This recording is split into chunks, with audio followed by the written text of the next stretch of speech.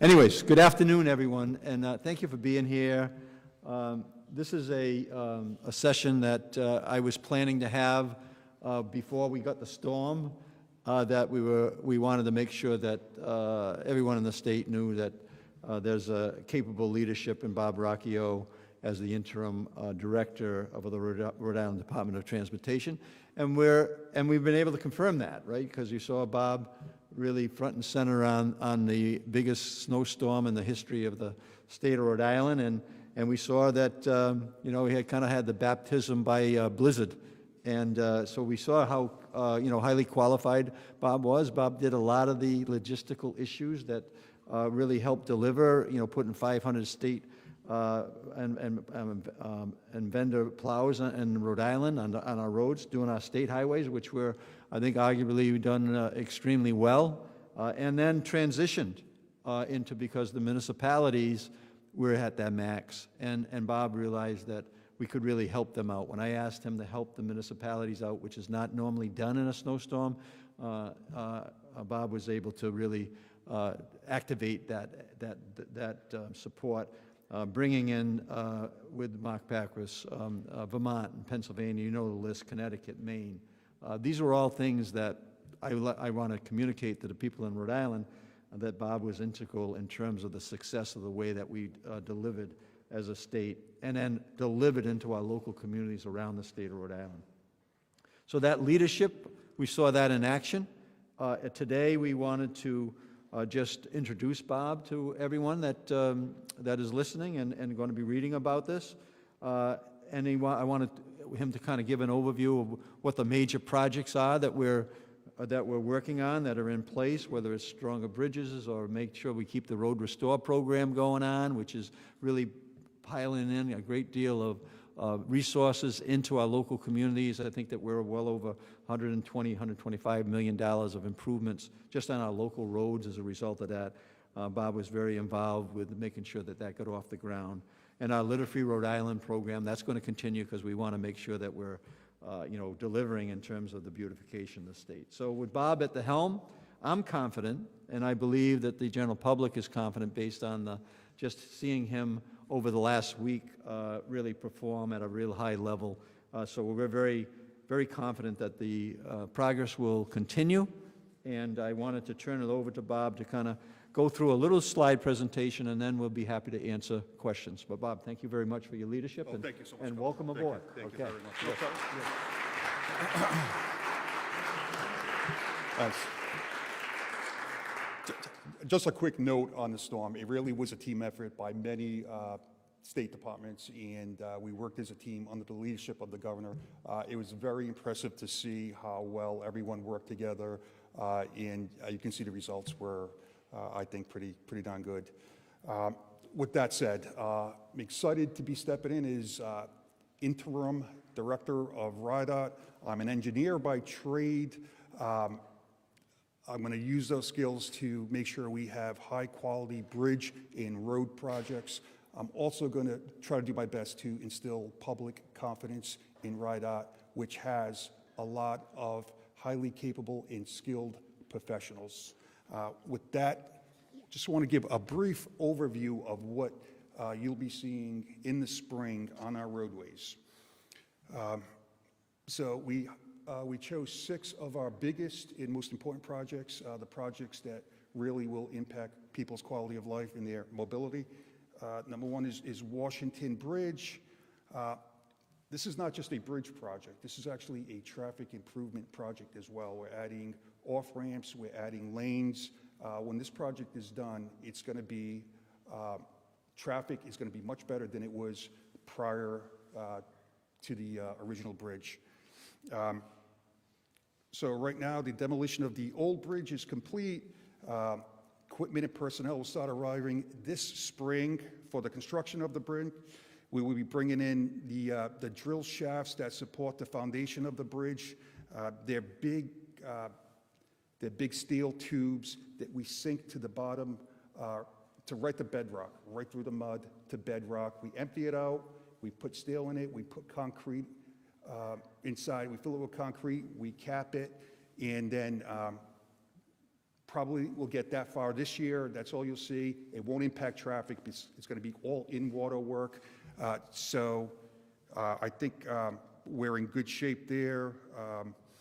We do have all our permits except for a couple, and they should be coming in shortly. I think we're waiting for just Coast Guard and Army Corps. And we're also, at the same time, it's a design build. So we're in parallel doing the design work to accelerate the project. I know everyone wants to get this project up in that bridge, traffic on that bridge as soon as possible. So the second bridge, if you can, next slide.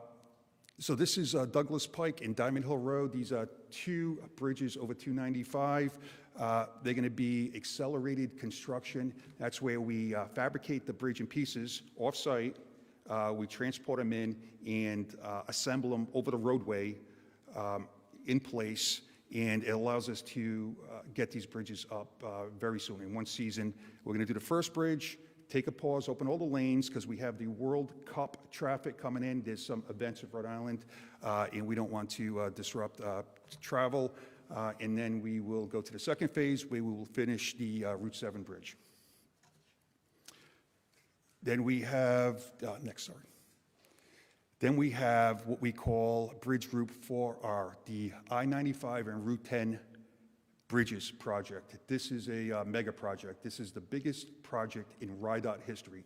$800 million for the single project that's going to repair 15 bridges. It's going to reconstruct the Route 10 and 95 interchange to make it flow better and to use less bridges.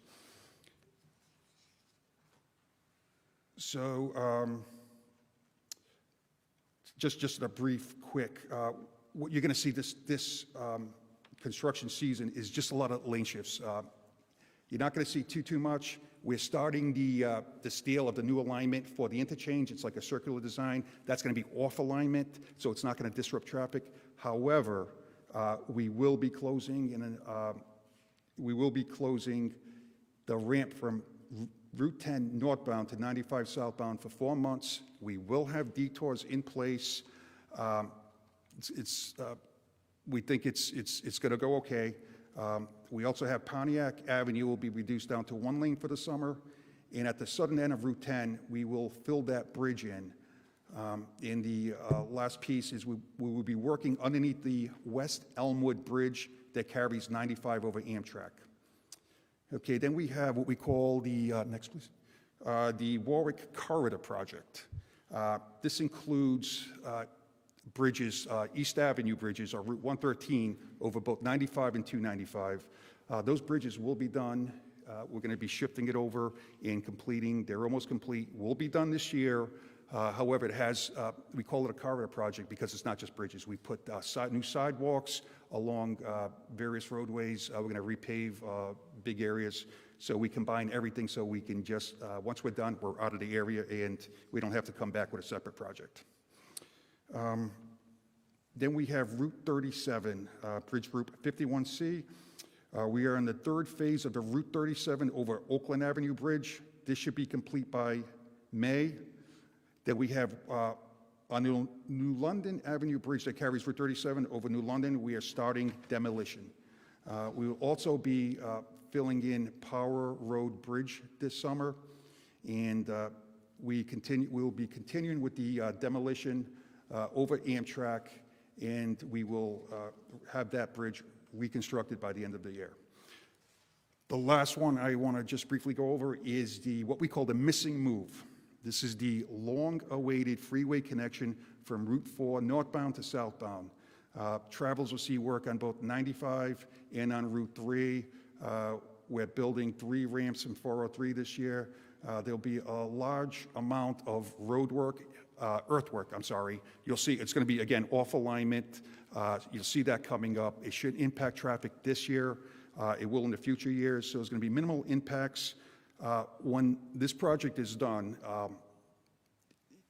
not only is it going to make it much easier for truck and commerce, but it's going to greatly reduce traffic congestion on Route 2 and on Division Street, and it's something that I know that the town of East Greenwich has been looking for a while. So these are our biggest projects that we have, and hopefully we're going to try to keep the disruption to traffic down to as minimal as possible.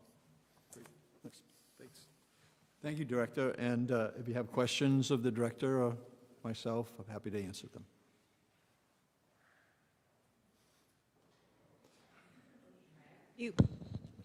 Hello. Hello, yes. I have a few questions. We'll start with post-blizzard stuff. I know we had the help from other states. What did the funding look like, and then how long did they end up staying, and how will we pay for it ultimately?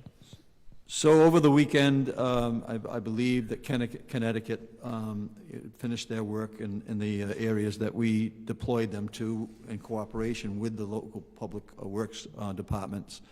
I believe the last crew is leaving this evening. So the state of emergency has been in place for a couple reasons. One was that it allowed us to bring those crews in, and we'll be able to get reimbursement for some of those expenses. We're putting all that together right now, and also that emergency order allowed us to, DEM allowed us to put the snow in waterways, waterways that were designated. So tomorrow morning, 8 o'clock, the state of emergency will be lifted, which is good. And then in terms of the reimbursements, we're putting all that information together now. The storm of 22, which was the largest snowfall in 24 hours. I've had my share of snowstorms since I've been governor, and I believe that we're at least getting good grades on the way that we're doing that.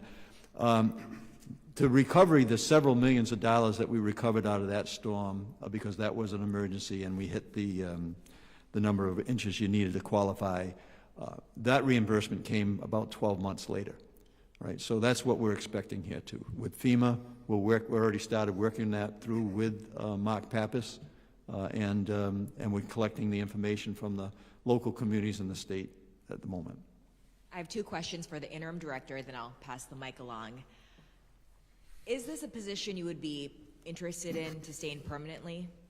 Yeah, I've had people ask me that a few times already, and just to be candid, I'm just focused on doing the job right now, and it's a little different role than my previous position as chief engineer. So, there's a lot to focus on, and I'm just going to focus on getting involved in these projects and moving forward. As these projects move forward, under Director Alviti, there was a lot of discussion and some criticism about relying on outside contractors. Is there anything new on that? Will we stay more internal this year, or any changes we need to know about? Well, I'm going to sit down and look at the whole department and just evaluate. But I can say I think we have a great start with the governor putting in his budget 2 positions for bridge inspection, quality control, quality review. I think that's a good start. It's another layer of another layer of security to make sure that these bridges are being adequately inspected. Would you like it to stay internal, or do you rely on the contractors? What do you think about it? I haven't really dug into it, and I haven't thought about it yet. But. We'll circle back then.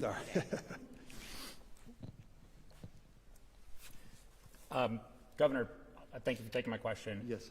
You've stuck by former Director Alviti throughout the Washington Bridge situation. Is now an opportune time for a leadership change? Yeah, I was saying that when the former director gave his letter of resignation, I accepted it, and I thought the timing was good. And I believe that, as you saw in the blizzard, like I said, we were going to have this announcement like this to introduce, and I think that the public saw that in Bob Rocchio we've got a really good, talented, skilled person to take the interim lead at the moment, and we will at the right moment, we'll go out for a national search, and clearly anybody that is interested, they'll put their name in, and we'll proceed from there. But this is a good moment. I think that it is a good moment to have a change, and we agreed with the former director when he issued his resignation letter. Good. Just following up on a couple of those things. On the national search, you said when it's a good moment to begin the search process. Are we talking months, over a year? What makes it a good moment to start the process?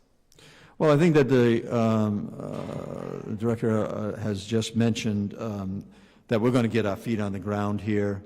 I think you're seeing that today. We want to have the continuation of the work that is in place right now. There's no one better right at the moment to lead the department than Director Rocchio. And so we'll take one step at a time on that, and then we'll get out with a national search. We'll be in conversations with how we're going to proceed with that, and then once we have the specifics, we'll certainly make that public. On the crews from out of state that help with the snow, can you just clarify when each of the different states left? Or if I wasn't clear, if some are still, like one of them is still here. Can you just clarify that? I'll let Bob answer that question, but I would say, to clarify the issues in the out of state, that was something that was worked together with DOT as well as emergency management.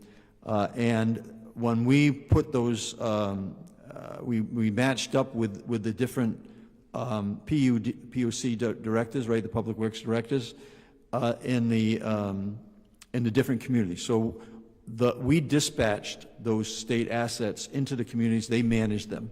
So at this point in time, I believe that is there one?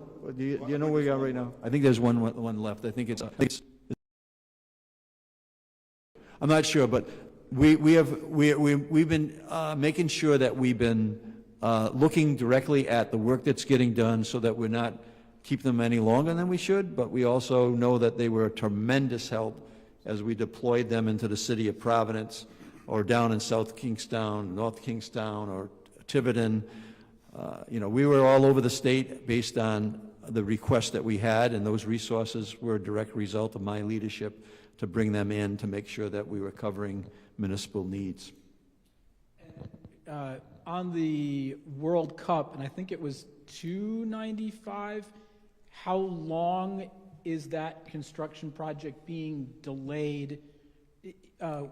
Why is it being delayed for the World Cup? And is either the federal government or FIFA or anyone else giving the state money to compensate it for this? I'll let Bob address that. No, it's not delayed. It was scheduled that way. It was, we worked with the contractor to phase the contract, so there would be a break in between. So again, these bridges, accelerated bridge construction, they're built off-site in pieces, then assembled. So we were able to. There's no monetary consequences of adjusting that schedule. So we worked with them, and they were able to adjust their schedule to accommodate us. So could you have done it quicker if you weren't stopping for the World Cup? I mean, you said you timed the pause, but could you just do it without a pause if there wasn't? The contract completion time did not change. It was that same contract completion time. So whether they could have done it quicker or not would have been up to them. But they are still meeting the contractual completion date. It's up to them how fast they go, how many crews they throw at the bridge. A couple of housekeeping questions for the director. First of all, welcome aboard. Thank you. Is the state monitoring with this melt-off that's happening, even though it's snowing right now, is the state monitoring and/or DEM flooding issues? So that's a concern, because I think we're going to have 50-degree weather tomorrow. It's rapid melt. So what we're doing is our project managers are getting the contractors to go out and clear around the catch basins. We're doing the same. Maintenance is doing the same, I should say, on roadways that aren't under construction. So yeah, absolutely, but we're addressing it. We're getting out there, and we're finding the inlets to the storm drains, and we're clearing them. One project that was very involved and engaged DOT was, of course, the Mendon Road overpass in Cumberland, 122. Largely, the work appears to be done, but the road is been destroyed. As you can imagine, with that type of construction, what's the schedule to do these road repairs this spring, particularly main thoroughfares like that? So I don't have the schedule. I know we're limited by the asphalt plants opening up, and that's weather dependent. We can get you a schedule, but we have to wait till the asphalt plants are open and the weather allows. There are certain specifications you cannot pave when it's too cold. And just one quick one. I realize that it's been a week, but will they be updating the bridge inspection lists for the public or the media to see? Not sure what inspection list you're referring to, but we're going to be as transparent as possible and make any and all lists. Well, the ongoing construction, I mean, there's been a lot of noise about that lately, about what's been inspected, what hasn't. Is that available in the prior administration? Is that going to be available anytime soon? Are you referring to ongoing construction, inspection of ongoing construction, No, or actually, of? A status inspection of bridges. Oh, yeah, we will absolutely publish that. I thought we had published the schedule, but if not, we can absolutely do it. Back to the out-of-state cruise. I know the EMA had told me last week that there were also a potential response from New Hampshire. Did New Hampshire ever lend any assistance? Not that no, I don't believe so. I think it was, again, Connecticut, Maine, Vermont, Pennsylvania. And then for the director, you'll also, as part of your role, have to chair the RIPTA board meetings by statute. Have you been doing your homework when it comes to the agency? What do you expect as you're chairing these meetings? So I've already had one meeting with RIPTA, and Chris Duran, who's running it, the executive director, has already called me. He's going to have me down. He invited me down to walk me through the operation. So it's going to be a bit of a learning curve, but it'll be fun. Are you looking forward to having to chair these meetings and try to guide RIPTA to whatever direction it needs to go into? And yeah, what do you see the state of RIPTA as you're trying to get this? I think RIPTA is actually heading in the right direction. I think they're doing much better. They're heading in the right direction. They have good leadership there. They put good processes in place. I think they're doing great work from the limited exposure I've had to them. And when in the spring should we expect, the work to firmly start on the Washington Bridge project? So it's weather dependent, but I believe the crews they're starting to set up very soon on those sites. The crews should be setting up, getting the barges. I believe they're already, I think one barge may have already left the Port of Providence with a crane on it. I'm not sure about that, but if it hasn't, it will already. So it's imminent. Next month? I should say it is dependent on, there's a couple of outstanding permits. We have majority of permits. There are a couple of permits we're waiting for. I think it's Coast Guard and Army Corps, I believe. All right, we're good. Thank you very much. Oh, one more. Well, there's always one more. I promise this one should be easy, but I Okay. know in this new position, a lot of Rhode Islanders are just really interested about who's leading now. Are you from Rhode Island? Do you plan on being here for a long time? I think there's interest in knowing, if you're a local family man or kind of how you spend your days, because we all drive the same roads, I think that's a great question. So lived all my life in Rhode Island. I went to school at URI. I've been at DOT for 33 years. I have a large family. They're all in Rhode Island.